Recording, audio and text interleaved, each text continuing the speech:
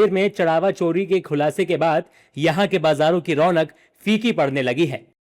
मंदिर के बाहर प्रसाद, फूलमाला और धार्मिक सामान बेचने वाले दुकानदार कह रहे हैं कि श्रद्धालुओं की संख्या पहले जैसी अब नहीं रही और इसका सीधा असर उनकी रोजी रोटी पर पड़ रहा है। पर आपका स्वागत है और मैं हूं आपके साथ प्रार्थना। खबर राम मंदिर से जुड़ी हुई है। दरअसल जहां एक तरफ राम मंदिर, अयोध्या राम मंदिर चंदा चोरी मामले को लेकर के जांच जारी है, बैठकें हो रही है और इसी बीच अगर सबसे ज्यादा परेशानी किसी को हो रही है तो वो है वहां के व्यापारी। जी हां, वहां के व्यापारियों पर मुसीबत टूटी है। दरअसल उनका कहना है कि जब से ये मामला जो है तूल पकड़े हुए है, एक के बाद एक जांच हो रही है, बैठकें हो रही है, उसके बाद से उनके कारोबार पर इसका असर पड़ा है। उनका कहना है कि पहले बीच में कुछ दिनों के लिए श्रद्धालुओं का आना जाना कम हो गया था, जिसकी वजह से उनकी बिक्री नहीं हो पाती थी, लेकिन जब से ये मामला सामने आया तब से उनकी बिक्री और भी ज्यादा कम हो गई है और ऐसे में उन पर मुसीबत टूट पड़ी है।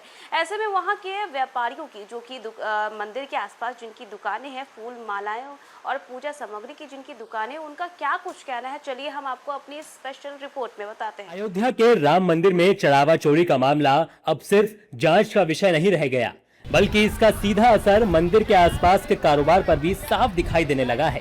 रामनगरी अयोध्या, जहां हर दिन लाखों श्रद्धालुओं की आस्था उमड़ती थी, लेकिन अब मंदिर में चढ़ावा चोरी के खुलासे के बाद यहां के बाजारों की रौनक फीकी पड़ने लगी है।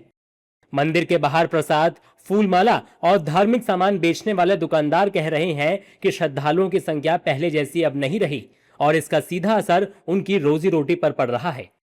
हनुमानगढ़ी के दुकानदार दीपक कुमार चौरसिया बताते हैं कि जहां पहले उनकी दुकान पर हजारों श्रद्धालु प्रसाद खरीदने आते थे, अब गिने चुने लोग ही पहुंच रहे हैं।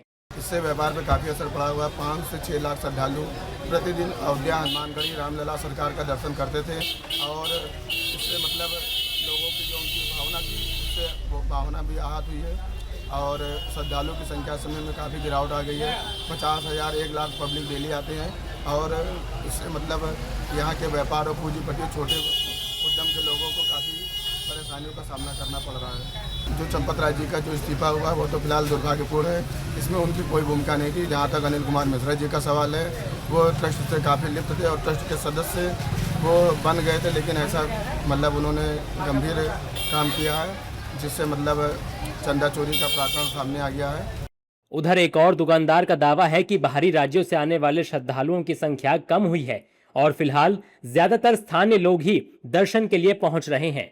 व्यापार पे बहुत असर पड़ा है, लोगों का आना जाना कम हो गया है, बाहर से लोग आना कम हो गए हैं, जो दूर दूर से लोग आते थे अदर स्टेट से वो कम आते हैं। अब जो भी पब्लिक है तो लोकल भीड़ रह गई है, 150 किलोमीटर के दायरे वाले। अच्छी बात है, स्वीकार कर लिया गया और होना भी चाहिए इन लोगों का इस्तीफा। और जो हम भी आशा करते हैं और संपूर्ण यात्री भी आशा करते हैं कि जो नई टीम गठित होगी वो अच्छे से अपना कार्यधाम निर्वहन करेगी।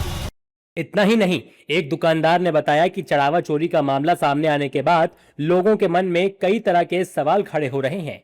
व्यापार पे बहुत बड़ा प्रभाव पड़ा, लेकिन अब उसमें क्या किया जा सकता है, प्रभाव तो बहुत बड़ा पड़ गया। लोग सोच रहे हैं कि अयोध्या जाएं तो जैसे वहाँ चोरी हुई और तमाम बातें लोगों के मन में हो रही है, ऐसा ना हो कि हमारे साथ गेस्ट हाउस में हो या तमाम जैसी बातें आती हैं लोगों के मन में। अब उन्होंने स्वयं से दे दिया इस्तीफा और जो है नहीं इसका गंभीरता से निवारण कर पाए या चंपत राय जी या अनिल मिश्रा जी, ठीक है स्वयं से दे दी, अच्छा ही रहा, सम्मानजनक काम हुआ। कि नहीं संभाल पाए तो ठीक है, कोई बात नहीं, अच्छा हुआ। उधर इस मामले में एसआईटी लगातार जांच का दायरा बढ़ा रही है। बुधवार को 3 आरोपी लवकुश मिश्रा, अनुकल्प मिश्रा और करुणेश पांडे को 40 घंटे की पुलिस रिमांड पर लाया गया। सूत्रों के मुताबिक पूछताछ के दौरान आरोपियों से श्री राम जन्मभूमि तीर्थ क्षेत्र की पुरानी कथित फर्जी रसीद बुक भी बरामद हुई है, जिसकी जांच की जा रही है। राम मंदिर करोड़ों श्रद्धालुओं की आस्था का केंद्र है, लेकिन चढ़ावा चोरी अब अयोध्या के उन छोटे व्यापारियों को प्रभावित करने लगा है जिनकी आजीविका श्रद्धालुओं की आवाजाही पर टिकी हुई है। बस इतना ही। न्यूज़ 4 नेशन पे खबरों का सिलसिला लगातार जारी रहेगा। तब तक के लिए नमस्कार।